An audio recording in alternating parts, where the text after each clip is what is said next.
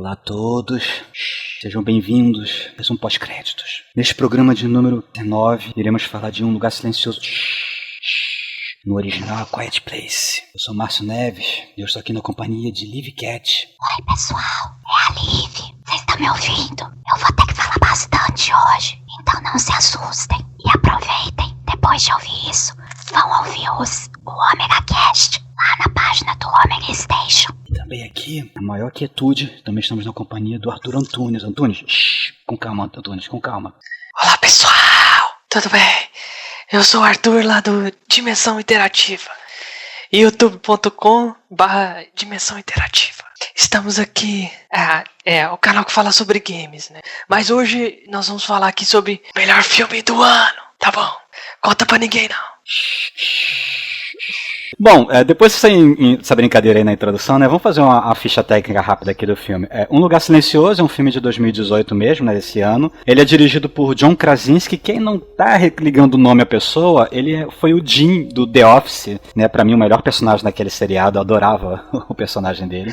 O roteiro... Sim. Exato, né. O roteiro é de Brian Woods, Scott Beck e John Krasinski, né, com o argumento do Brian Woods e Scott Beck. E é estrelado por John Krasinski como o Lee Abbott, que daqui em diante eu vou chamar pai. Emily Blunt como Evelyn Abbott, que daqui em diante eu vou chamar de mãe. Millicent Simons como Reagan Abbott, que daqui em diante eu vou chamar de filha. Noah Jupe como Marcus Abbott, que daqui em diante eu vou chamar de filho. Também temos a participação de Cade Woodward como Bo Abbott. Leon Russon como um velho na floresta. Doris McCarthy como uma velha na floresta. E por não ter sido acreditado, eu acredito que o bebê é um boneco. E esse é todo o elenco do filme. 100% do elenco, sim. Deu pra falar 100% do elenco do filme na ficha técnica introdutória do mesmo, né? Pra você ver quão pequeno em elenco esse filme é, mas esse filme é grande. É muito grande. A música ficou a cargo do Marco Beltrame. E olha só que curioso pra vocês aí, um ponto adicional. Ele é produzido pela Platinum Dunes, que é a produtora do Michael Bay. Sim, esse é um filme do Michael Bay. Pra vocês verem só. E outra coisa curiosa aqui, o orçamento do filme foi de apenas 17 milhões, talvez um pouco mais por causa de marketing, de divulgação, mas ainda assim um orçamento bem enxuto. E basicamente em uma semana e meia de estreia desse filme, ele já faturou 105 milhões na bilheteria doméstica, sendo 162 no total mundial. Esse filme ainda tem muito o que crescer, ele está sendo realmente um sucesso. Ele é uma surpresa bem agradável. Isso posto, né, da ficha técnica, né, vamos começar então aqui a discutir, né, sobre o filme em si. E eu queria logo deixar de cara, assim, o lembrete sempre que eu sempre esqueço. Spoilers totais. Pessoal, se vocês não viram o filme ainda, se ainda tiver em tempo, porque eu não sei quanto tempo esse filme vai ficar em cartaz do Brasil, por causa que eu não sei se ele é grande atrativo, Vingadores já tá na porta aí, né? Talvez esse filme não vai ter muita longevidade, mas se ainda der tempo, assistam. E depois vão até aqui. Assistam numa sala, peguem uma sessão que esteja mais vazia possível, né? Ou então torçam pro pessoal ficar calado, porque esse filme vale pelo som. Então, se puder escolher uma sala que o som seja muito bom, vá naquela sala, porque vai realmente valer a pena. Bom, isolamento acústico também é muito importante. Eu não tive essa prerrogativa muito facilitada, por causa que a sala onde eu estava reverberava as paredes da sessão do filme ao lado, né? Mas não chegou a atrapalhar, não. Mas acho que todos é assim, né? É complicado no cinema, porque o filme é realmente muito silencioso. Então, passava moto na rua, eu ouvia a moto passando. A trilha sonora do filme do lado escutava, que é uma coisa que num filme normal a gente não percebe. E, claro, a pessoa que fez aquela sala de cinema, eu acredito que talvez ela não me imaginaria que teria um filme dessa forma, que aproveitaria tanto do silêncio, tanto da falta até de falas, né? Da falta até de trilha sonora, né? Que tem pouca, mas a maior parte do filme não tem nada, né? Simplesmente silêncio mesmo. Exatamente. Já que a gente já começou a falar então do som, esse seria o meu segundo assunto a falar, mas eu vou falar logo dele, né? Eu achei sensacional a forma como eles trabalharam o som, tanto o som em si do filme, quanto o silêncio em si do filme, como a percepção do som que você tem de acordo com que personagem está em foco na câmera, né? Porque quando é um dos familiares lá que escutam o som, o ambiente tá tudo tudo ali, mas quando a câmera close ou foca na filha, que é surda, o som muda completamente, ele fica mais abafado, às vezes até um pouco mais ausente, pra você ter aquela sensação, né, de que você não tá escutando direito, não tá escutando nada. Eu achei isso muito bem explorado. Quando passa pra ela, dá aquela sensação de som em loco, sabe? Quando você, entra água no ouvido e o som reverbera em você, quando passa pra ela é sempre essa sensação, esse som em loco. E já que a gente já falou dela, vamos falar aí que ela é realmente surda. É uma atriz surda de verdade. Exatamente. E tem uma atuação, assim, super expressiva, impressionante como ela consegue, pelos gestos dela e pela expressão facial, principalmente, transmitir aquela inquietude que ela tem dentro dela de se sentir culpada e não se sentir amada, né? O som, eu não sei se a gente pode chamar dessa forma, mas o filme ele tem, apesar dele ser um silêncio completo, a mixagem de som foi muito bem feita, porque você ouve o papel rolando, você ouve às vezes até os passos, ou eles passando pela grama, esse tipo de coisa, né? E aí que é a importância, né? De você estar numa sessão que a galera não tá lá pra fazer arruaça e gritar e apontar pro filme, né? Ou então ficar comendo coisa barulhenta, mexendo com a poltrona, esse tipo de coisa. Porque qualquer coisa, realmente, você perde um pouco da experiência. Qualquer barulho que tiver, às vezes você pensa que é do filme, né? Até uma coisa muito estranha é que, para não fazer barulho enquanto eles andam, eles espalham areia, né? Eles fazem caminhos de areia grossa, né? Para andar por cima desse caminho, para a areia abafar o som. E o filme é tão silencioso que o som deles andando na areia te perturba. E você fica pensando, gente, a areia é muito barulhenta. Os monstros vão ouvir eles. Exato. Assim, às vezes você acha que o barulho é de mais ou o barulho é de menos, mas aí é questão de abstração do filme, né? Você tem que aceitar o que ele tá te mostrando, né? Você às vezes acha que eles estão fazendo muito barulho, né? Ou você acha que eles não estão fazendo tanto barulho assim e os monstros estão ouvindo, mas aí você tem que se deixar levar pela trama, né? Pela emoção do que tá acontecendo. Mas, no geral, eu achei que foi muito bem trabalhado. E exatamente, né? Eles fazem toda uma trilha de areia que vai da fazenda onde eles vivem, né? Até a cidadezinha onde tem as lojinhas e tudo mais, e eles seguem essa trilha justamente para poder fazer o menor barulho possível com os pés. E detalhe, eles andam descalço, aqueles pés devem ser muito pretos. Mas uma parada que eu penso sobre essa questão do áudio é, primeiro, o roteiro e a direção. Eu, quando fui assistir esse filme, a Lívia falou que viu um youtuber que ela gosta falando que o filme era bom, e eu não sabia nada. Eu falei, beleza, ela quer ver o filme, eu vou até querer assistir sem ter visto nada, vamos ver, né? Do jeito que a gente fazia nos anos 90. Via um cartaz lá e não tinha nem ideia do que era aquilo, e simplesmente entrava e via o filme, né?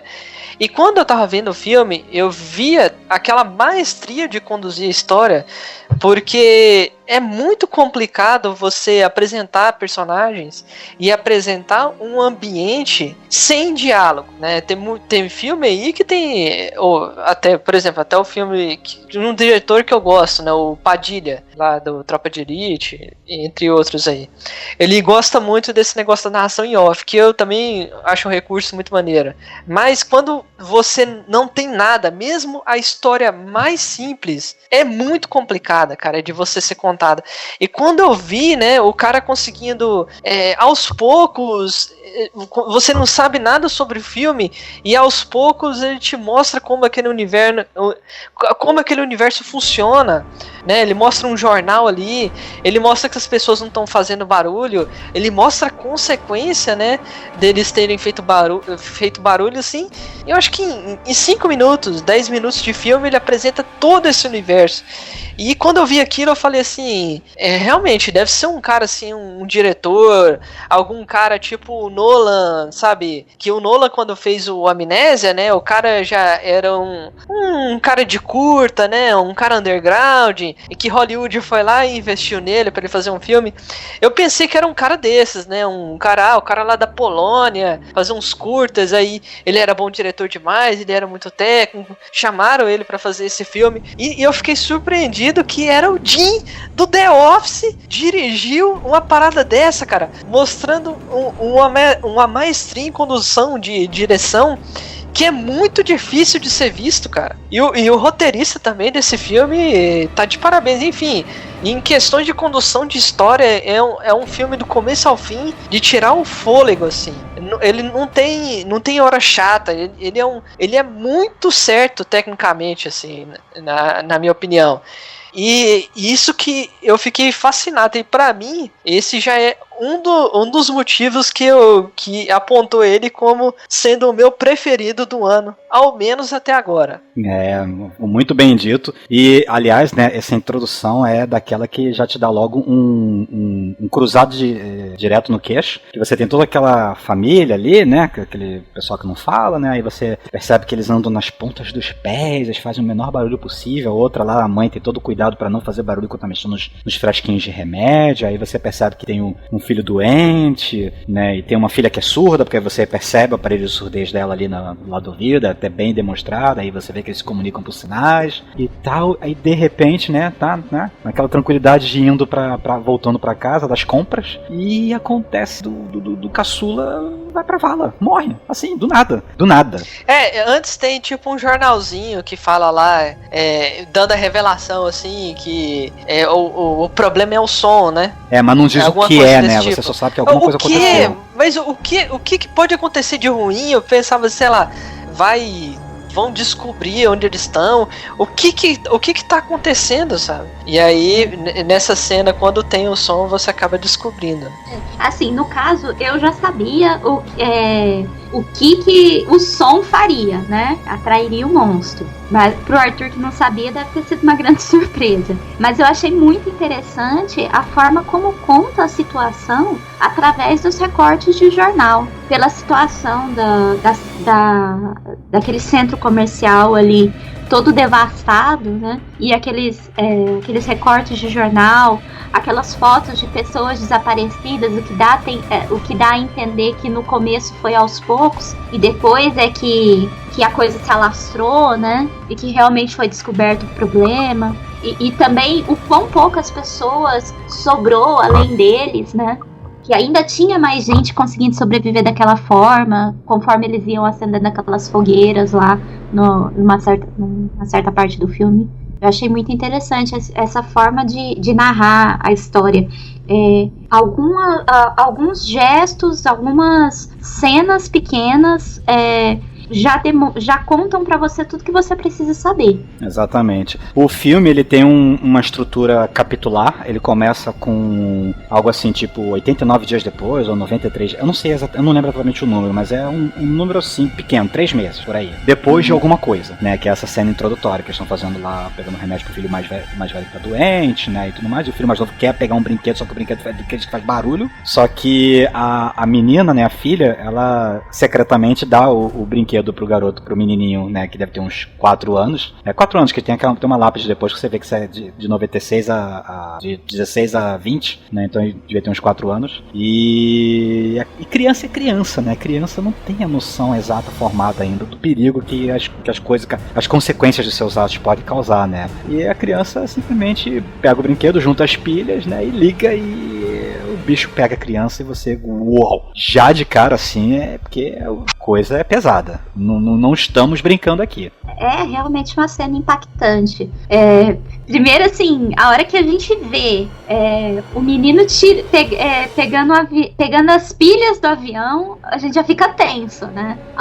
E depois, quando você vê aquele distanciamento que dá dele e da família, e o brinquedo fazendo barulho, a hora que ele liga o brinquedo, você sente toda aquela tensão da família que não pode fazer barulho também, tentando fazer alguma coisa, correndo pra tentar salvar o menino, mas ao mesmo tempo é em vão. E aquela cena de morte, assim, que não é uma cena gore, mas que te machuca tanto quanto. Exatamente. Eu não sei se esse filme é vendido como terror, mas ele é mais, eu acredito que ele é mais suspense, né? É vendido como um suspense, eu acho. Não é um gore terror, não. Antes da gente ver o filme, tava passando só trailers de filme de terror, né? Ah, não, que mas geralmente esse daí, eles colocam, né? Esse daí também, passou aquele o Exorcismo e Demônios. Aí, na verdade, esse foi o único de terror que passou antes, porque passou outros filmes que foram estreados por agora também. Enfim, e nessa parte aí, em todo o filme, você vê também outra parte que eu achei muito importante, né, pra imergir a gente na história, que é a atuação, né? Quando um filme ele não tem diálogo, a única coisa que você vai prestar atenção é no que eles estão sentindo. Então, o cara, pela expressão facial, ele tem que ser muito bom, né, para expressar o que os personagens estão sentindo. Exato. E nessa parte aí, que na hora que o moleque liga lá a navezinha lá, você vê aquele olhar de terror, assim, que os caras olham para trás e não tá acreditando no que tá acontecendo. E o cara nem pensa e sai correndo. E eu que não sabia o que ia acontecer, vendo aquele cara desesperado correndo, assim, e depois a gente tem um choque, né, pra ver do que realmente acontece. Foi um começo de filme assim sensacional, cara. Os caras fizeram, mesmo se todo o resto do filme não fosse bom, aquele momento ali já valia. Exato. Depois da introdução, a gente vai pro segundo capítulo da história, né? Que aí é onde passa, acho que na boa parte da história tá no terceiro capítulo, eu diria. Esse segundo capítulo é mais pra dar uma situada no que tá acontecendo, por causa que aí ele já é 400 e sei lá quantos dias depois, ou seja, já passou praticamente um ano desde da morte da criança, né, do mais novo, e você tá vendo lá a família, né, ela adaptada nessa situação, né, de extremo silêncio, mas eles ainda assim eles conseguem ter uma forma de comunicação, por causa que como eles têm uma surda na família, eles já sabiam a linguagem e tal, né, então se utilizam disso pra continuar. Aí você ainda tem diálogos, apesar de você não ter gente falando necessariamente, né, o que é bem trabalhado nisso. E eu queria aproveitar então pra a gente, nessa segunda parte, a gente separar um pouco em foco em personagens. Por exemplo, vamos falar primeiro do pai, que é interpretado ali pelo, como eu falei, pelo John Krasinski, né? O Jim, né? Eu não consigo deixar de pensar o Jim do The Office. Que ele é o cara que tá ali pra proteger a família, né? Ele tá ali pra querer garantir a segurança de todos. Então ele botou um sistema de vigilância pra poder ficar monitorando tudo que acontece nos arredores ali da casa, né? Onde eles estão na fazenda. Ele colocou luzes de emergência pra poder saber quando tem algum problema acontecendo. E ele esquematizou todo um bercinho pro bebê que vai nascer, que sim, assim, natureza chama, né? De repente, contraceptivos não funcionam mais, não tem mais disponível, a mulher está grávida. Eu fiquei chocado com isso, cara. Ela, tipo, grávida, o que eles vão fazer, velho? Porque eu pensei, cara, na hora que esse bebê morrer, na hora que esse bebê nascer, né? Todo mundo vai morrer, cara. Exatamente, a coisa que eu pensei assim, não, bebê chora. E é uma parada assim, como o filme não tem diálogo, você vê que eles estão construindo um local para colocar o bebê. E aí tapando as paredes, né? Um local lá assim, né? E eu não entendi muito bem, né? E aí que é a parada. O filme utiliza da falta de diálogo para esconder uma parada de roteiro, né? Porque eles estavam, depois mostra, né? Que eles estavam tentando criar um abrigo ali, anti-som, né? Mas isso aí fica perceptível, Arthur. Eles colando os jornais na parede, dá pra perceber que eles estão fazendo uma camada ali pra abafar o som. E também a hora que ela mexe naquele cilindro de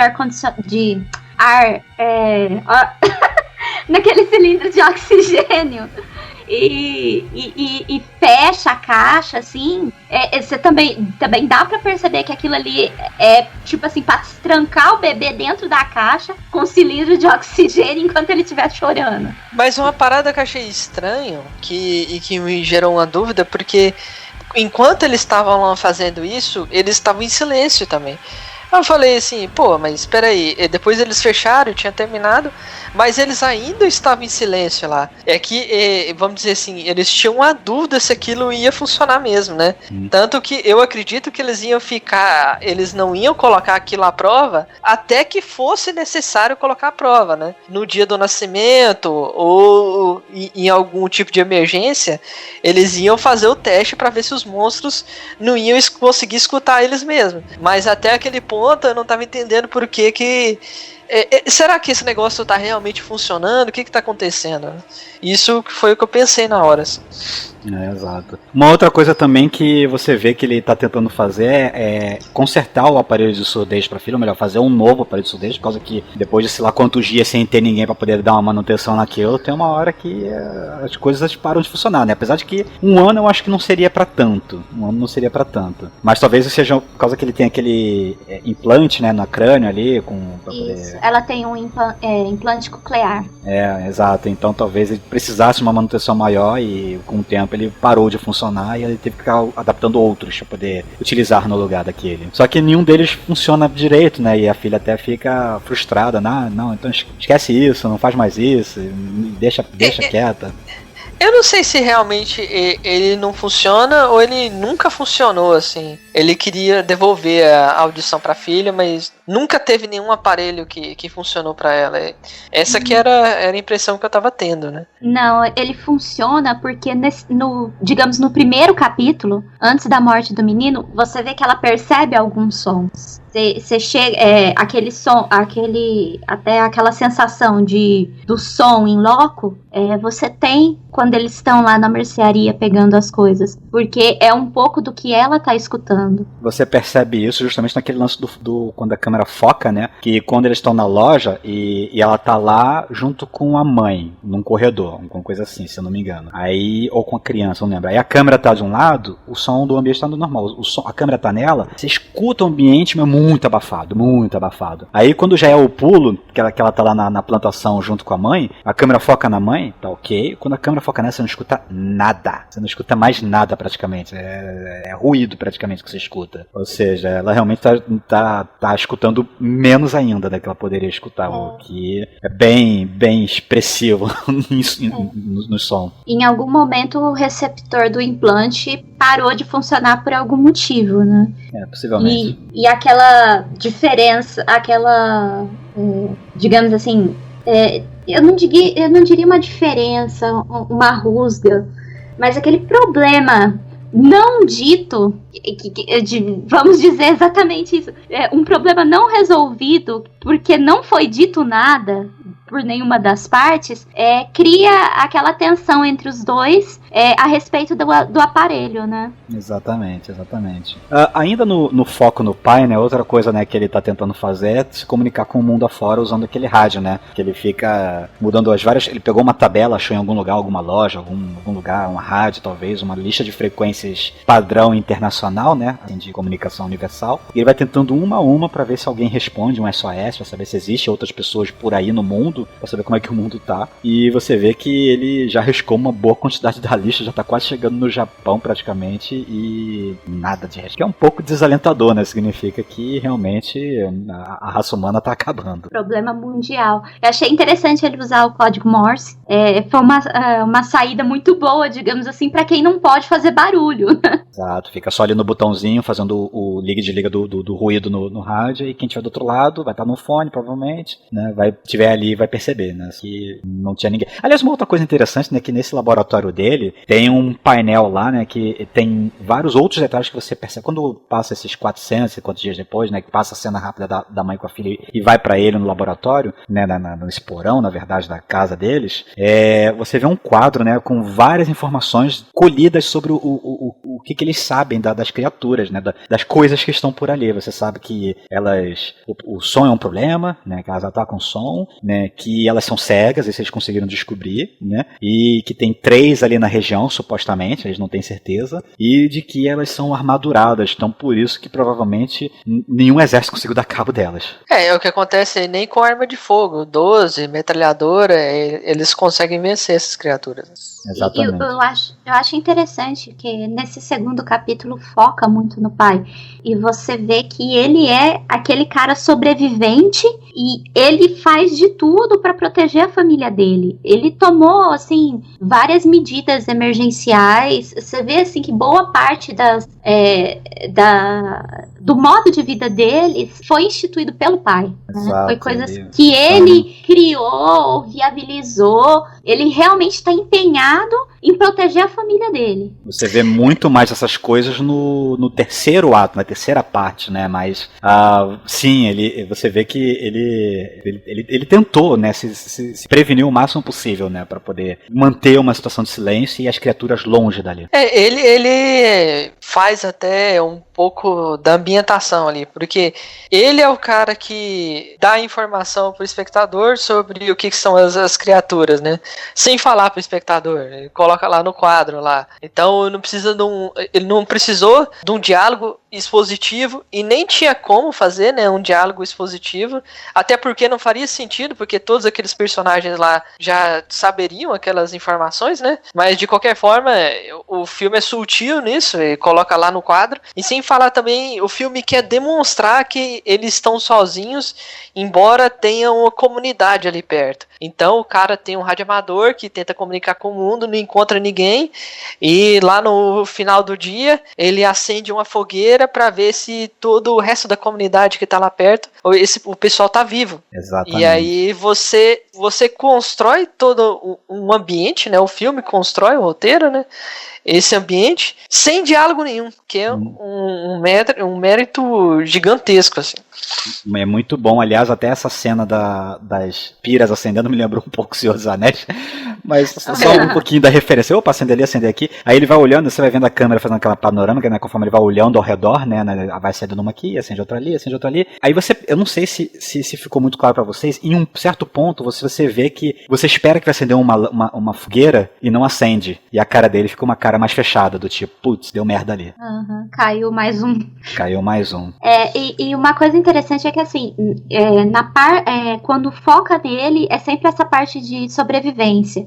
Mas quando foca na mãe, traz aquele aconchego e a normalidade. Porque você percebe que, apesar do estado emergencial que eles vivem, eles têm uma rotina de vida normal. Eles jantam juntos, eles brincam, de certa forma eles conversam, se comunicam ali, as tarefas diárias elas continuam, a vida continuou, e você percebe que quem é responsável por estabelecer aquela rotina, de deixar a vida o mais normal possível dentro daquela situação, é a mãe. Exatamente. Aliás, uma curiosidade, uma trivia para quem não conhece a vida pessoal dos atores, a atriz, a Emily Blunt, ela é esposa do John Krasinski, né? Então dá até uma interação boa entre eles, por causa que eles são casados na vida real, né? E eles fazem um casal casado no filme também, é um casal até que demonstra ter muito carinho, né? Então eles não são uma família desfeita, eles são uma família unida, apesar da tragédia toda que tá acontecendo ali, né? Eu gostei muito da interação entre eles ali. Bom, então já que a gente puxou, vamos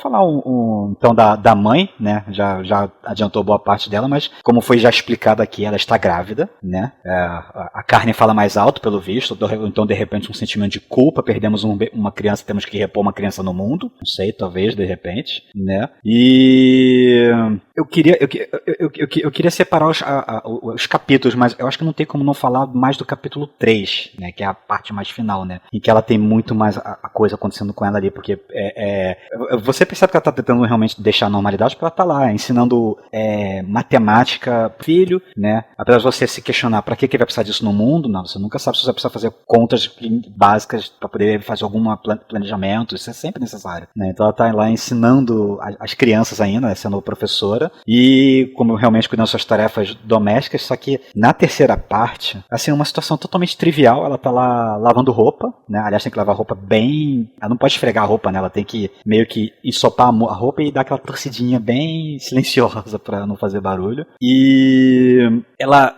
assim, eu achei estranho aquele prego do jeito que ele ficou levantado, mas eu relevei porque pro efeito dramático que eu dar depois foi muito agoniante, mas muito agoniante.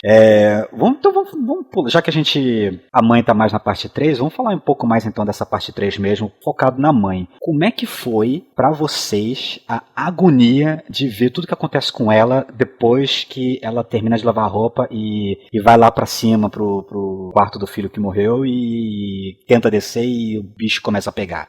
Eu fiquei tenso no cinema, eu juro pra vocês que eu fiquei cravado na cadeira. E vocês? É realmente a parte mais tensa do filme. E você vê que a parte 3 é a parte dela. É onde a mãe revela quem ela realmente é, né? Toda a força, toda a fragilidade, todo o amor está ali na parte 3. Você vê ela subindo as escadas, indo lá pro quarto do filho, chorando aquele filho que morreu já tem 1 ano, né? Olhando ali, procurando recordações, pegando o porta-retrato, e em seguida você vê toda aquela situação tensa dela tendo que correr do monstro, estando em trabalho de parto, com dores excruciantes, não podendo gritar, e depois gravemente ferida por causa daquele prego, e sangrando, e não conseguindo se movimentar direito, e sentindo dor, e o bebê tá pra nascer, e toda aquela situação assim, você pensa, ai meu Deus, o bebê vai nascer e vai chorar, e o bicho tá ali do lado, e ai, o que vai acontecer, né? A gente fica sem fôlego. Aquele prego foi o estopim de tudo, né?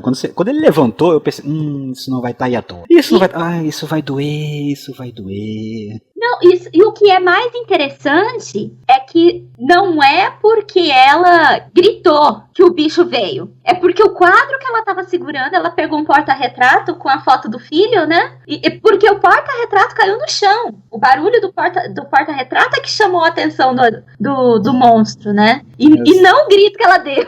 Exato, porque ela tava nesse quarto lá em cima, ela começou a sentir ela tava descendo, começou a sentir as dores do parto, né? Opa, tem que descer, aí você vê aquela água descendo, né? A bolsa estourou, né? Aí quando ela vai descer pra esse porão que é o laboratório do pai, né? Pra poder, de repente, ligar aquelas luzes vermelhas, né? Pra poder sinalizar emergência, né? Ela pisa no prego que ela levantou e não percebeu. E ai, cara, eu conheço aquela dor porque já aconteceu comigo. Eu já pisei num prego em pé daquele jeito que atravessou o pé. E olha, não é fácil. Não é fácil. E entra com gosto aquele prego, hein? E ela sangra também um bom pedaço do filme com aquilo lá. Você sente realmente a dor.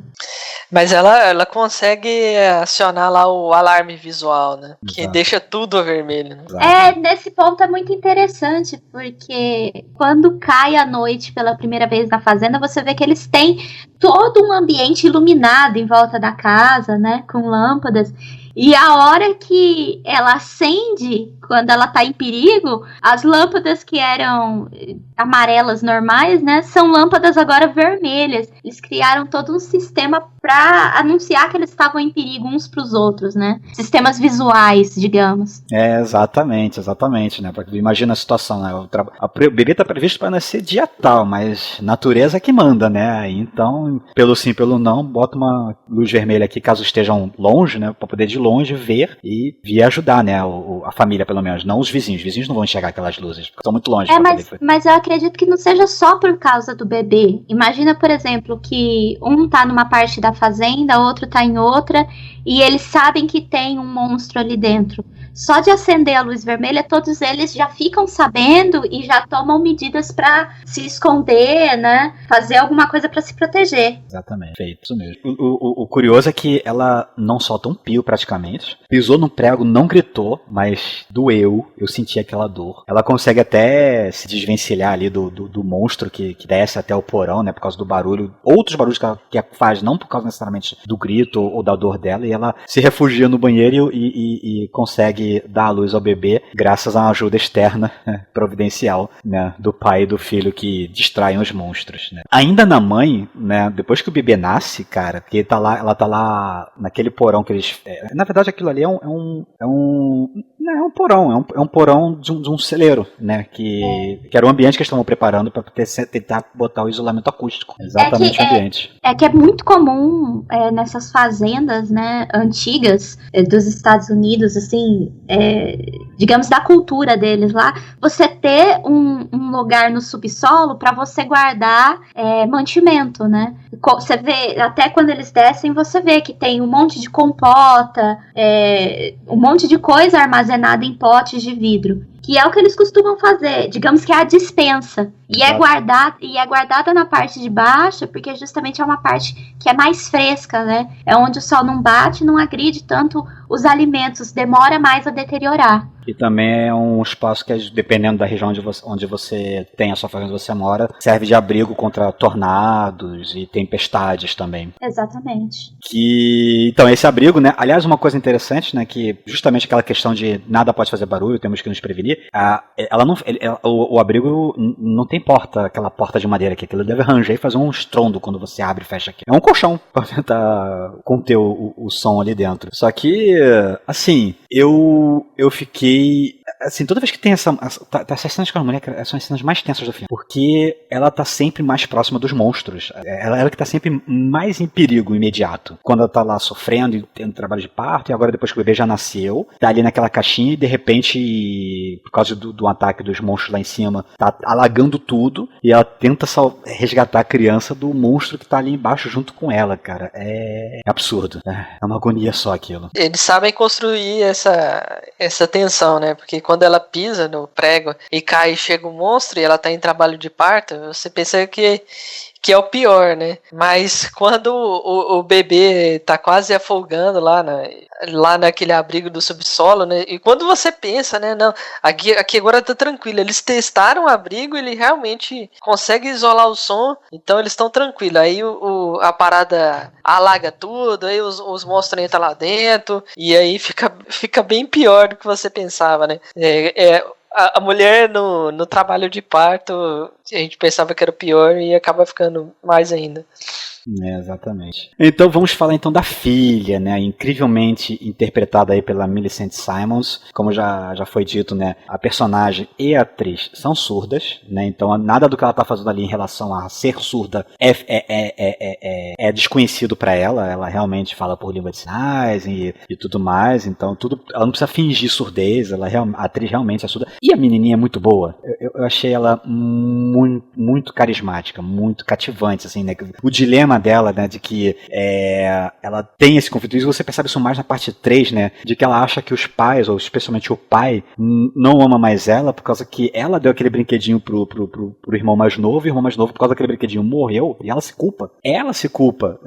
Aliás, ela não sabe, na verdade, que todo mundo, de um jeito ou de outro, se culpa de algum jeito. A mãe se culpa por causa que eu estava com os braços livres, eu podia ter carregado ele, quando ela fala pro pai, né, logo depois que tem o trabalho de parto, eles estão naquele porão isolado, né, eles podem até conversar um pouquinho ali embaixo, né, e ela fala isso. O pai não demonstra tanto, mas ele demonstra que ele não culpa a filha, mas a filha acha que ele o culpa, né, e tem todo esse conflito, especialmente nessa parte 3. E eu achei a menina fantástica, especialmente por causa que a personagem, ela é uma adolescente, pré-adolescente, uma coisa assim, e ela tem aqueles momentos de rompante, de brigar, de querer bater e destruir coisas, né, chutar alguma coisa, jogar alguma coisa longe, mas ela sabe que não pode fazer barulho, e isso é tudo muito contido.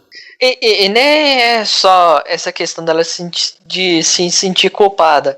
Ela se sente inútil também, né? Como se fosse um fardo para os pais dela, porque ela não consegue escutar os monstros, ela não consegue escutar nada. Então pode estar um monstro atrás dela que ela não vai ver. E é esse que é o perigo. Por isso que o pai é tão super protetor com ela, porque ela é totalmente indefesa contra a ameaça que eles têm. Então se ela fizer um barulho por acidente, ela não vai saber. Por isso que o pai dela não gosta que ela saia sozinha, ou vai no rio lá, né? Ele preferiu levar o filho do que levar ela, né? Porque se ela fizesse algum barulho, ela não ia saber e ia acontecer que nem o outro filho, né?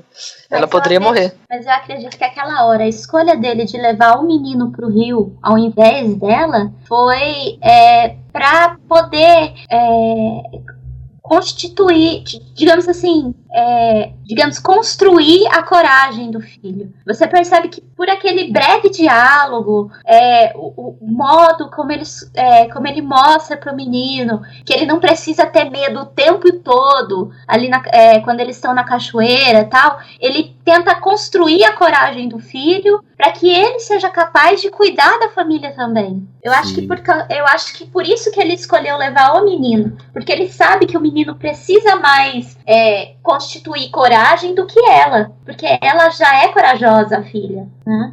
Mas deu a impressão que ele nunca leva ela, como se fosse super protetor mesmo. Aí por isso que eu pensei, né?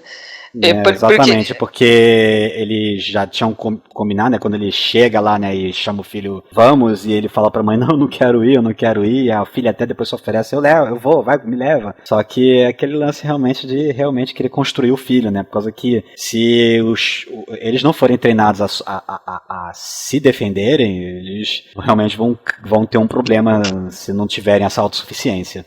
E você percebe assim, no começo da segunda parte, começa com a filha deitada naquele caminho de areia, ali no meio do campo, olhando pro céu. Então, tipo assim, ela tá ali completamente vulnerável, mas tá sem medo nenhum, né? Agora, o menino, ele tá sempre... você percebe ali na hora que ele tá fazendo a lição com a mãe, que ele tá sempre com medo, né? Ele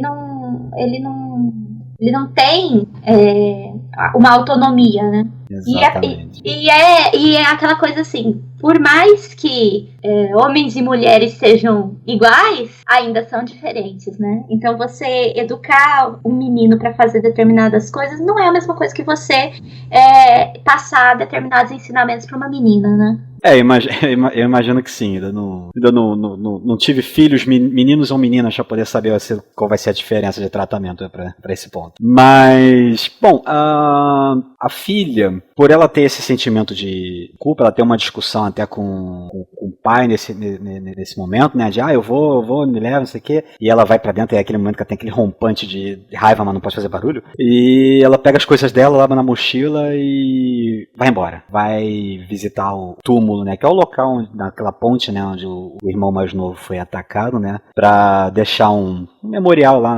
Você vê que tem vários brinquedos dele ali, várias fotos da família ali, né? E ela deixa aquele brinquedinho que o Nino pegou, ela providencialmente desliga a caixinha de som pra não fazer barulho, né? Ela mete um alicate naquilo e deixa ele ligadinho ali, né? Um presente, né?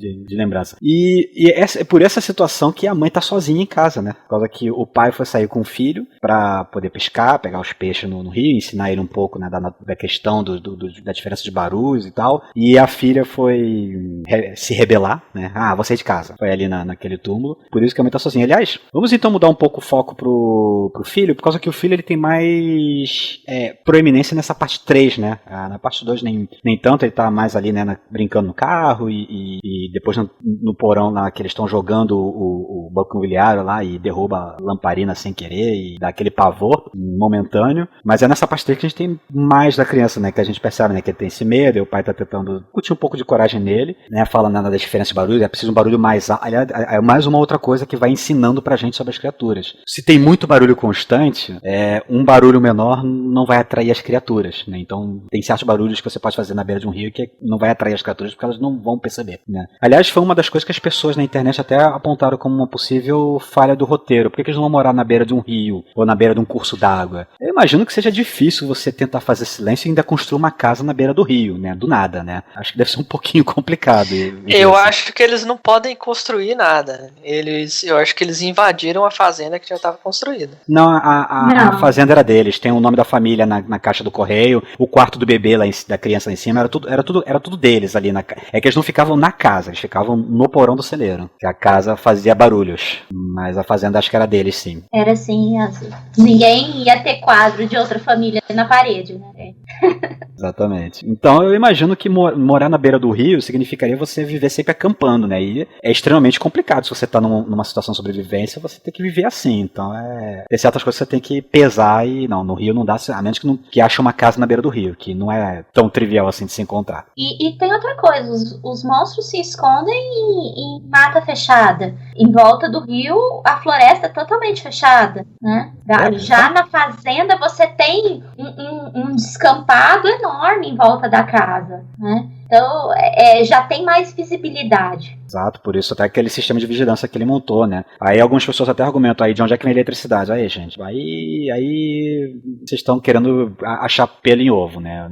Não dá pra ficar questionando todo o mínimo ponto do filme e dizer que é um problema. É complicado de seguir adiante. Às vezes tá funcionando, não sei, né?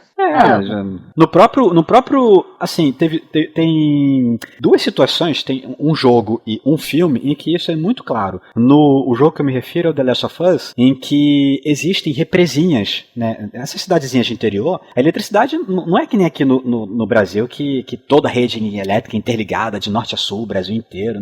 Lá é um pouco diferente. Então, essas fazendinhas, essas comunidadezinhas de interior, geralmente a eletricidade vem de uma represinha local. Tem um riozinho ali, uma quedinha baixa ali, gera pouca energia, mas é o suficiente para iluminar a vizinhança ali e acabou. E isso daí não precisa de manutenção periódica, ela vai ficar funcionando por anos até ela começar a dar problema. E não tem tanto tempo assim que se passou até a coisa deixar de funcionar. Então a eletricidade eu acho que ainda não é um problema para eles nesse ponto da história. E além do mais, uma hidroelétrica faz barulho pra caramba. Os bichos não deviam nem ter atacado o pessoal que tava ali por perto, porque não conseguia ouvir as pessoas. Então é possível que as hidrelétricas continuem funcionando normalmente. Eu não sei se as pessoas viveriam em hidrelétricas, né? Mas seria um questionamento, talvez.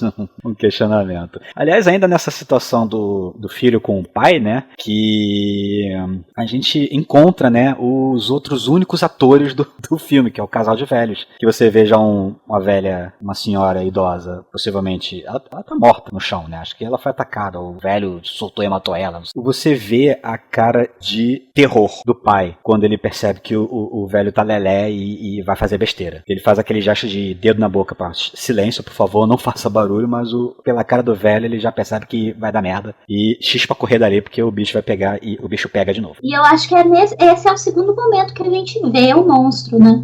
Porque a primeira vez que o monstro ataca, a gente não consegue ver ele. Exatamente. Nessa segunda vez, a gente tem um relance. Mas a gente só vê realmente ele nas cenas com a mãe, né? Exato, que a gente tem o ataque inicial, que você vê ele correndo na floresta, pegando a criança no início. Aí depois você tem aquela cena da lamparina lá que cai e faz barulho, aí começa a escutar barulho no teto, aí são só guaxinins, ratos, sei lá o que são aqueles bichos fazendo barulho, que quando eles estão correndo pelo milharal lá, do criatura vai, zune, some com o bicho, faz pifica o bicho instantaneamente. Virou uma papa de sangue no chão só, né? E a outra vez é justamente esse momento com o velho, né? Que o velho desistiu da vida e ele só grita. É só o que ele precisa fazer, ele só precisa gritar. E a criatura vem como uma flecha e acaba com o velho também. Mas aquele velho, ele já tava daquela forma já faz muito tempo? Agora, quando ele viu os personagens, ele resolveu gritar? Porque ele, junto com o pessoal, acabou de ver que a mulher dele tinha morrido, sei lá. Eu não sei, o que deu a entender é que alguma coisa aconteceu e a velha morreu, ele levou ela até ali, e ele ia... A minha única companheira, imagino eu, né? Morreu, não tenho mais o que fazer nessa vida de merda, desse mundo acabado aqui, eu vou me suicidar. Qual é a forma mais fácil de suicidar? Chama o bicho. Eu acho que ele deve ter acabado de encontrar o corpo, porque parecia um corpo fresco, digamos, recém-mutilado. E você vê pela forma como ele foi cortado, de fora a fora na barriga, que não foi uma pessoa que fez. Exato. Eu também imaginei isso, e que teria sido na hora, porque achei meio que uma escrotidão do velho, assim, porque se fosse uma coisa que tinha acontecido já há um tempo, ele estivesse lá pensando sobre isso, ele esperasse aparecer os personagens pra gritar e chamar o monstro, né? Ele não precisava ter levado outras pessoas junto com ele só precisava morrer, né? Muitas vezes a chegada de outras pessoas é que quebra aquela introspecção e que ele se dá conta do que realmente aconteceu, por isso que ele grita, né? Ele podia estar num torpor ali do tipo, um choque, né? E quando o pai e o filho param ali na frente, passam por ele, param ali na frente, ele talvez tenha acordado do choque e se dado conta, minha vida acabou. Vou acabar com a minha vida. E você percebe que um grito faz toda a diferença naquele mundo caótico, destroçado. Já falamos de toda a família, vamos falar então dos monstros em si, né? A gente já falou várias informações sobre eles, né? Por exemplo, que eles são cegos, mas eles têm uma audição fenomenal. Aliás, acho que no momento que demonstra como eles ouvem, que eles têm praticamente a cabeça toda é um grande tímpano, um grande ouvido, praticamente. E o bicho ouve os menores ruídos, cara, era pra escutar até a batida de coração das pessoas ali. O design do bicho é muito interessante, né? Porque você vê toda aquela estrutura do ouvido dele, ele abre aquele ouvido e fica escutando tudo, né? Então você pensa assim que se você estiver muito perto dele, não tem nem como, né? Qualquer coisa, você tá vivo vai fazer ele te escutar. Mas eu acredito que seja só algumas frequências que ele escuta, né? É essa impressão que dá, que não são todas as frequências que ele escuta. Eu acho que ele escuta mais frequências do que a gente. Ele escuta todas que a gente escuta e mais um pouco. Com uma audição apurada daquela, muito possivelmente. Sim. Tanto que você percebe naquela cena que a mãe tá no porão lá do laboratório, que ela acabou de pisar no prego, e ela percebe que o bicho tá vindo, né? Os monstros estão se aproximando. Ela tenta achar alguma coisa pra poder usar como distração, né? E ela usa um daqueles cronômetro, né? Um timer, né? De corda que você gira exato, de cozinha, né? Que ele vai fazendo tac, e depois apita. Que quando o monstro chega ali embaixo, ele tá perscrutando todo o ambiente ali, né? Aí você vê toda a estrutura do bicho, né? Que ele é todo cheio de carapaça. A cabeça dele não tem olhos, né? Aliás, mal percebe-se uma boca. E ela é toda com placas articuladas por músculos e tendões ali, né? Que ela abre e o ouvido tá ali dentro. É bem sinistro esse monstro, né? E você percebe, né? Que a câmera, o efeito digital, né? Entra na cabeça do bicho, aquele tímpano gigante, reverberando ao tic-tic-tic-tic-tic do relógio. Aí você pensa, se ele consegue chutar isso, ferrou.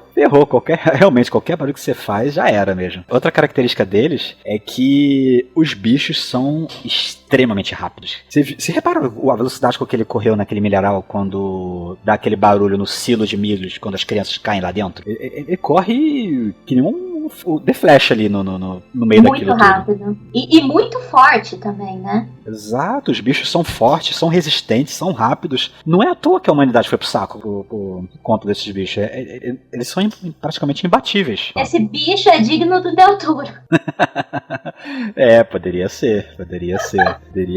E outra coisa que o filme não mostra, e nem naqueles recortes de jornais e tudo mais, é que não diz onde eles vieram, né? Simplesmente surgiram. Invasão alienígena, seres de outro mundo, criaturas... Ou criados, né? Na Terra. Ou criadas em laboratório, ou hibernando durante milênios e acordarem, então fazendo o purge do mundo, acabando com tudo. Que aí você percebe que elas basicamente atacam barulhos. Qualquer coisa que faz barulho, ela vai lá e vai pra cima e destrói, ataca. Né? Ela não gosta de barulhos, praticamente. Não é que ela esteja atacando as pessoas.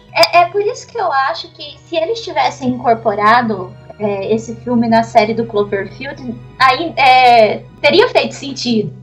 Sabe que eu pensei a mesma coisa? Eu pensei assim, esse filme poderia estar no universo Cloverfield, ser um filme bom do universo Cloverfield. Mas você sabe que ele foi cogitado pra ser um filme do universo Cloverfield, né? Tá de sacanagem, sério? Foi. Eu não sabia disso, não. Só que ele foi cogitado pra ser, só que eles acabaram achando que não se encaixava muito no universo. Eu não sei se encaixa muito no universo do Cloverfield, não. Se bem que do Cloverfield tem muito... Agora tá tendo questão de universo paralelo, né? Mas até então não tinha aparecido nada dessa forma, né? Seria curioso.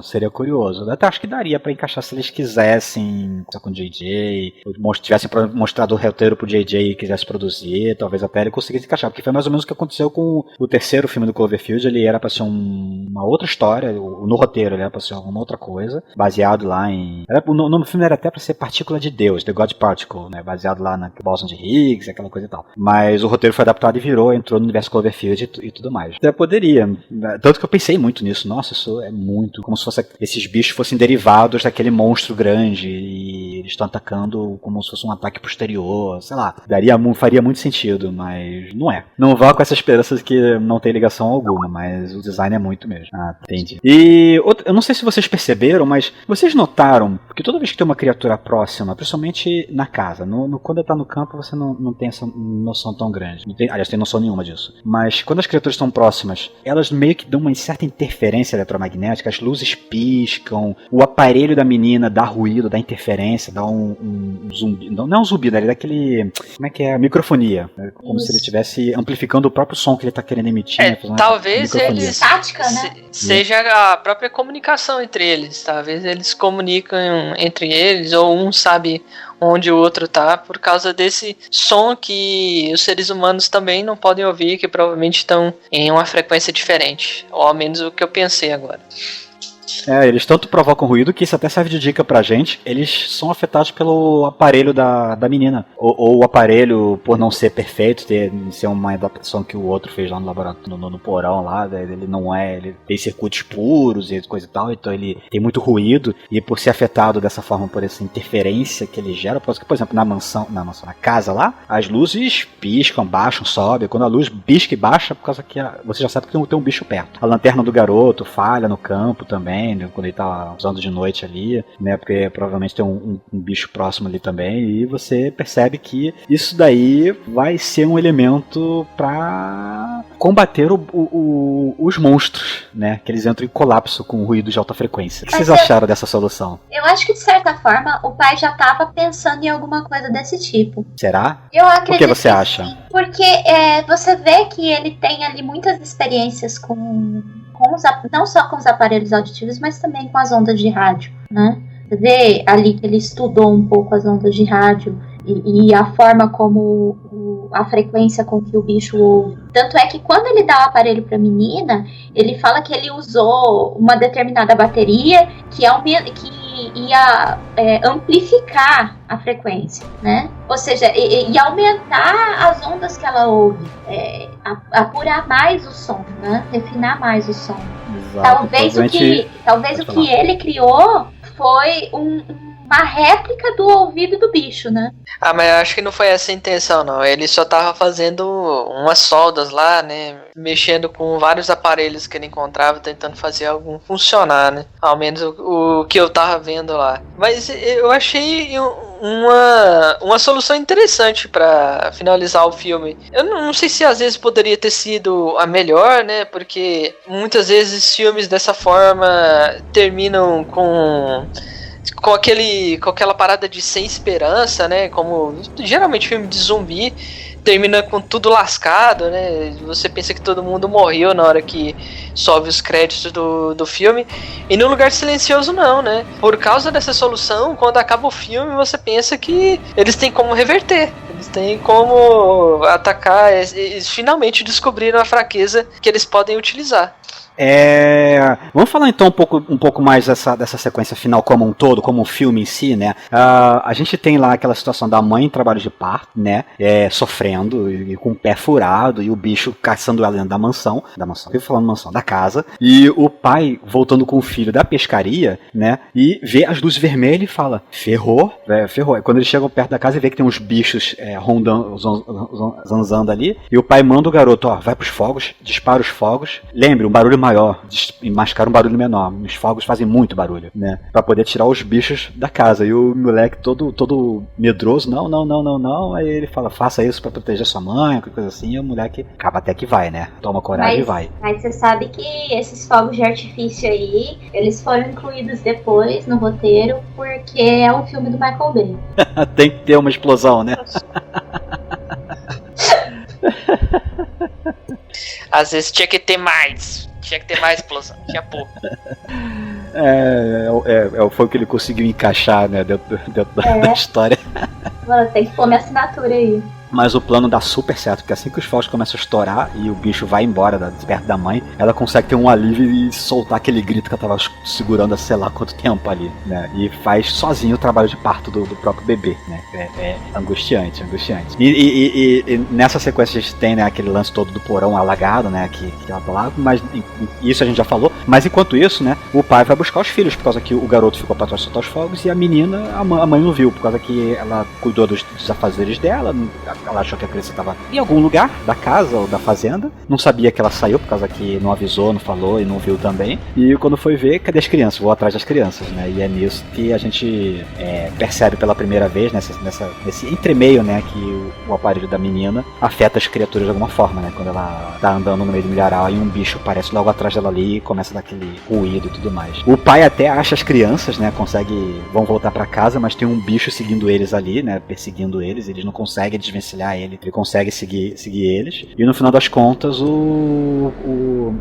as crianças estão dentro de um carro, trancadas, bicho querendo arrancar as crianças ali, destroçar as crianças. E o pai faz aquele sacrifício, né? De eu vou me salvar para os meus filhos poderem sobreviver, né? E ele chama a atenção dos monstros pra cima dele, cara. Eu achei isso tão... Nossa, tinha gente chorando na sala de cinema. Eu achei tão inesperado. Cara, quando ele faz aquele gesto, né, pra menina, que o filho fala pro pai que a irmã acha que ele não gosta dela. E ele fala isso pro filho, não, que absurdo, eu gosto dela. Claro que eu amo ela, né? E ele fala, não, por causa que ela se sente culpada, ela acha que você culpa ela, não sei o que, e ele deve ficar com isso na cabeça, pô, tem que me desculpar pela minha filha. E como não teve chance disso por causa do corre-corre, né? Oi? E o menino fala pra ele que ele deveria dizer, né? Já que ele ama, ele deveria dizer. E ele diz. E ele diz, nossa, aquela cena ali foi tocante, assim, uma despedida mesmo, assim, e, nossa, tinha gente, a sala tava vazia, que eu peguei uma sessão de meio de semana, né, terça-feira, então não tinha muita gente, e dava pra escutar tudo que todo mundo fazia na sala, né, as pipocas, principalmente, né, no início de todo mundo, né, a pipoca é inevitável nos filmes, não tem como correr, mas no meio pro final o pessoal meio que ficou preso pelo filme, já os barulhos das pipocas sumiram. E nesse momento, você começa a escutar algumas pessoas chorando copiosamente, assim, de soluçar.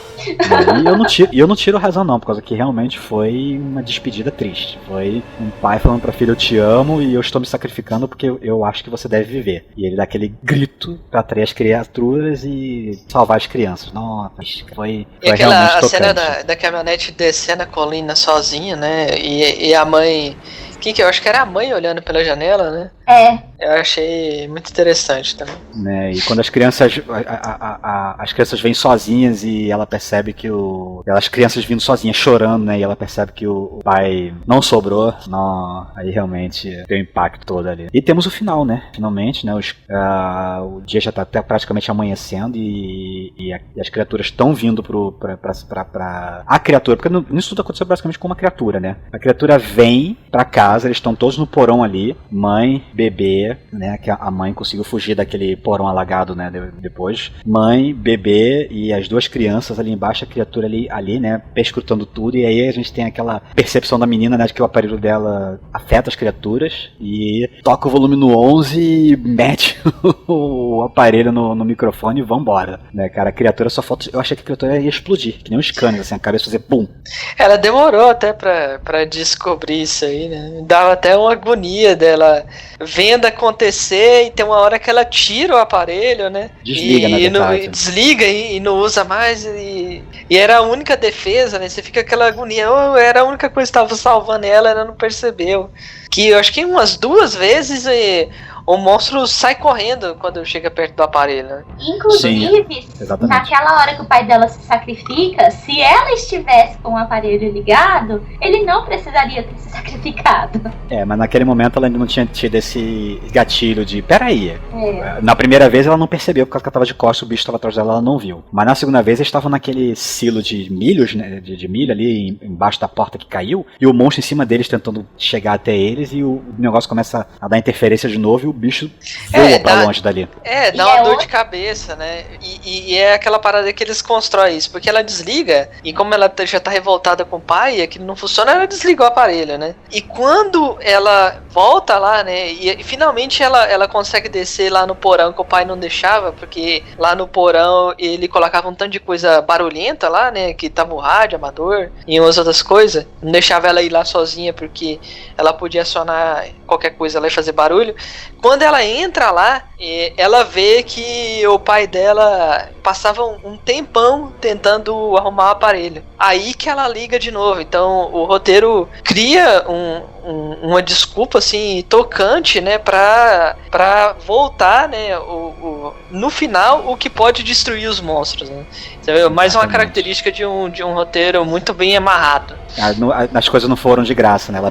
Se ela não tivesse tido aquele momento de, poxa, meu pai realmente pensava em mim esse tempo todo, se preocupa comigo e tal, e ela liga de volta o aparelho antes do bicho descer ali, né? Que o bicho chega perto delas e ele começa a dar aquele ruído, né? E ela percebe o efeito que o aparelho dela dá no bicho, aí é que elas conseguem ter um trunfo pra poder, né, derrotar esse bicho, esse monstrão aí. E o final ele termina em aberto, né? Você dá aquela sensação de que, bom, talvez elas consigam dar um jeito, por causa que quando a mãe dá aquela escopetada na cabeça do bicho, que a cabeça explode em 1000 pedacinhos, é óbvio que os outros bichos na região escutaram aquele barulho, é impossível eles não terem escutado, né? E, de fato, né, eles estão vindo a milhão ali pra cima, só que a mãe faz aquele gesto de lock and load com a arma e vambora. A parada também que ela consegue atirar no monstro porque eles amplificam lá, o barulho fica tão alto, eu não sei o que esse barulho faz com o monstro, né? Que cai a carapaça dele. Aí ele perde a defesa. Ele fica totalmente vulnerável. Bom, e é isso, chegamos ao final do filme. Nós falamos dos personagens um pouco isolados, falamos como a estrutura do filme é capitular, explicamos um pouco como é que são esses monstros, que a gente não sabe a origem deles, né? Eu até separei pra falar um pouco do bebê, né? Mas o bebê, assim, o problema do bebê já foi falado, né? Que bebês choram. E como é que você vai ver num mundo que você tem que ficar em completo silêncio com uma criatura que chora. E não chora pouco, a criança chora. Bebê, qualquer coisa tá chorando. O que aconteceu é que acontecia com eles a mesma coisa que acontecia com a menina. Criava uma frequência tão aguda na cabeça que ficava insuportável o som, né? A pessoa sentia dor no cérebro, digamos assim, por causa do som que estava sendo emitido ali o som que estava sendo captado pelo ouvido e que não podia ser parado. E é a hora que ele, digamos assim, abre aquela carapaça que envolve os ouvidos gigantes dele, né? E ela pode atirar livremente, né? Exatamente. Isso até explica um pouco, né, assim, na minha visão pelo menos, de por que eles atacam os barulhos, por causa que grandes fontes de barulho, as pessoas gritando, correndo, o que sejam, alarmes, carros, porque o barulho deve incomodar eles, e eles querem que o barulho pare, ou pelo menos o barulho que eles conseguem atacar, que não é barulho constante de fundo, tipo pássaros, que é isso aí, acho que eles nunca vão conseguir chegar nos pássaros, mas os barulhos grandes, né, mesmo, por isso que toda fonte de barulho já vai pra cima, né, que você percebe no porão lá, né, com aquele alarme, como eu falei, mais pra trás, né, em outras situações, quando nessa situação final que ele desce, que ele começa a dar aquele ruído de, como eu falei, eles causam uma espécie de interferência, então as TVs ligam, não sei porque as TVs ligaram, ou porque elas estavam ligadas, aqueles monitores ligam, e tá aquela tela de chiado, e o bicho vai logo pra cima e destrói aquilo pra poder parar com o barulho também, né, então eles são muito sensíveis ao barulho, por isso que eles caçam o barulho, né, e quando o barulho é demais, eles não conseguem nem pensar, totalmente desnorteados. Eu achei uma solução bem bolada, eu achei bem lógica até, eu diria. Faz todo sentido. Eu acho que esse monstro ele foi muito bem criado e ele deveria ser aproveitado em outros filmes. Eu achei uma criatura mais convincente que o alienígena alérgico à água de Sinais, por exemplo. Não, com certeza. Mas, claro, não explicou exatamente por que ele perde a carapaça por causa da frequência do áudio lá, mas eu acho que é uma fraqueza que faz mais sentido, né? Porque de qualquer forma você precisa criar um aparelho, não é uma coisa abundante, né? Água o ar, as criaturas, chegou o ar aqui na Terra e elas morreram naturalmente. Não, vamos pegar água, que é a parada mais abundante que existe no nosso planeta, vai ser a fraqueza dos alienígenas, né? Eles não pensam em nada, né, antes de invadir o planeta, né? E aí, pior que lá dos sinais, teoricamente são criaturas inteligentes, né? Aqui a gente pensa que são bichos, né? Parece muito. Parece simplesmente algum predador que você envia antes da invasão, tipo um kaiju. Bem pensado, exatamente. Mas mais eficientes que os kaijus, pelo menos. Muito que realmente acabaram com a humanidade. Realmente acabaram. Bom, e acho que é isso, né? Isso conclui o filme, o que podíamos falar do filme. Vocês querem falar alguma coisa que a gente não abordou nesse tempo todo? Alguma coisa que vocês queriam falar e não foi abordada ainda? Ou estão satisfeitos? Arthur? Lívia? Eu só acho que o pessoal tem que assistir esse filme aí. E no cinema? Um roteiro original. Eu acho que se o Oscar valer alguma coisa, ele deve estar pelo menos entre os indicados, né? Embora, não sei, é um filme de suspense, de terror, né? Meio mais ou menos desse tipo aí. Então não costuma ser muito indicado, então, mas ele faz tecnicamente, é um primor, assim. É um cara que eu nunca tinha ouvido falar que ele tinha dirigido alguma coisa, e o cara é o Jim do The Office, cara. É o cara que olha pra câmera com cara de cuzão, velho. E você pensa, é o nerdão que fica fazendo pegadinha com um companheiro de escritório dele, velho. Você pensa que, pô, cara, a gente associa muito ao personagem, né? Aí você pensa, pô, o cara é só um ator, ele vai lá e faz essa direção fantástica, assim. Eu fiquei muito surpreso quando eu fiquei sabendo que ele era o diretor do filme. E mostra também o claro efeito de uma barba em um homem, né? Porque você olha o Jim do The Office e você olha o pai ali do filme e você fala, gente, esse homem é esse moleque merda, sabe? Assim, não tem nem comparação. Se bem que ele ainda tem muito cara de Jim mesmo ali, mas o ator é bom, eu gostei bastante do... Aliás, eu gostei de todo o elenco ali, os filhos, o casal, eu achei todos muito bem usados, muito bem utilizados, com atuações que me convenceram, pelo menos. Talvez alguma pessoa mais que pega nos detalhes talvez não seja convencida, acha, isso aqui falhou aqui, fez uma cara feia ali, né? Mas pra mim foi o suficiente, foi convincente.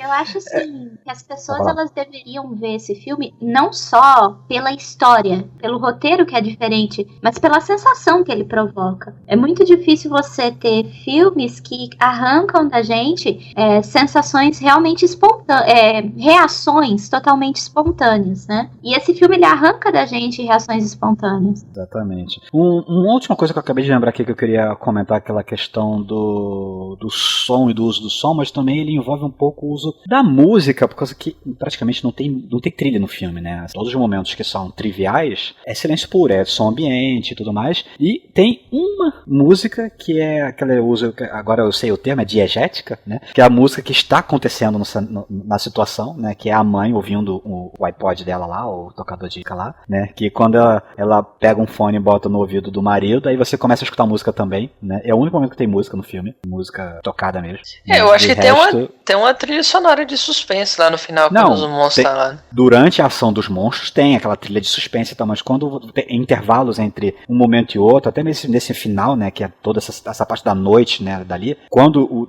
não tem muita coisa assim acontecendo, volta o silêncio, a música para, a música incidental para também, a trilha também silencia.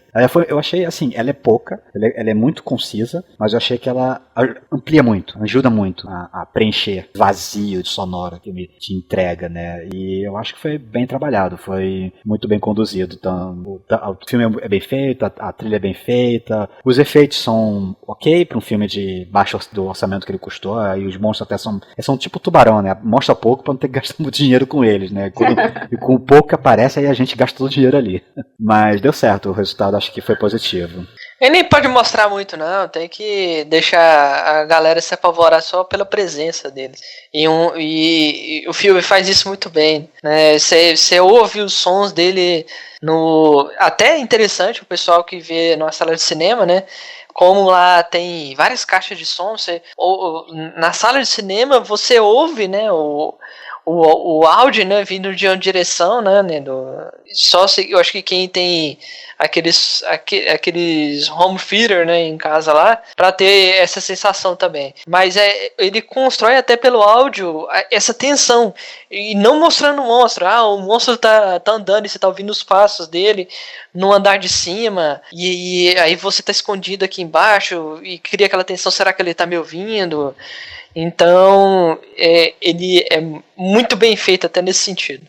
Achei muito bom. Aliás, eu comentei, mas deixar um pouquinho mais claro, é aquela questão, né, da segunda parte também, na terceira, né, que o que eu falei, né, que o aparelho da menina, ele não tá funcionando direito, então ela basicamente, quando a câmera tá focada nela, você escuta até menos que o som ambiente abafado do que você escutava antes. Na sala que eu estava escutando um zumbido na caixa de som, que eu achei que fosse tá muito baixo o som, o ruído de interferência tava saindo dava pra perceber nas caixas. Mas não, porque quando a câmera sai do foco dela, o zumbido some. Ou seja, é o zumbido do baixinho, assim, uma interferência mesmo, né? E era do filme, não era do cinema, era do filme isso. Eu achei fantástico, achei muito, muito bem trabalhado. É um filme que realmente merece um prêmio por mixagem de som, né? Eu diria que total. Ele trabalha muito bem os sons, e é aquela coisa assim, você só tem tranquilidade no silêncio absoluto, porque qualquer outro barulho te deixa extremamente tenso no filme. É aquela coisa, se o Oscar ainda valer alguma coisa, ele vai ganhar o Oscar. Agora, se ano que vem ele não ganhar o Oscar de mixagem de som, né, galera? Aí vocês já sabem, né? Não sei, ainda o ano ainda não tá nem na metade ainda tem muitos filmes. Mas é difícil, hein? É difícil ter um filme nessa qualidade, nesse ponto. O som é um personagem praticamente, né? Ou a ausência do som, né? O som conta a história, né? E não conta a história com diálogos, ele conta a história com os efeitos, com o que está acontecendo. Então é isso, gente. Encerramos por aqui esse pós-crédito desse filme. Foi uma grande surpresa. Eu já tinha uma certa expectativa quando eu vi os trailers, os anúncios do filme, mas eu estava pensando de repente não ia assistir. Mas por proposta até do Arthur e da Lívia aqui, que, vamos gravar um pós-créditos do Lugar Silencioso? Eu falei, mas eu não vi, então eu vou ver. Eu quero gravar, eu vou ver. E olha, foi a melhor coisa que eu fiz, ter decidido ver esse filme no cinema. Foi uma experiência fantástica. Bom, gente, encerramos por aqui, né? Aguardamos vocês no próximo pós-crédito. E o próximo pós-crédito, obviamente, não poderia ser outro filme. Vocês sabem o que o filme é. Aquele filme que vai reunir o maior crossover de heróis da Marvel do que você possa imaginar. Vingadores, Guerra Infinita. Sim, vocês acharam que não ia ter? Vai ter sim, claro que vai ter. A gente começou com Vingadores, a gente não poderia deixar de falar de Vingadores. É isso aí, gente, e até lá! Obrigado por assistir esse vídeo, deixe o seu comentário e também aquele like. Assine o canal para saber o que estamos fazendo e temos a nossa comunidade também no Discord. Se você achar que merecemos, ajude através do Pix. Aqui tem outros vídeos para você continuar acompanhando. Até mais, amor e paz.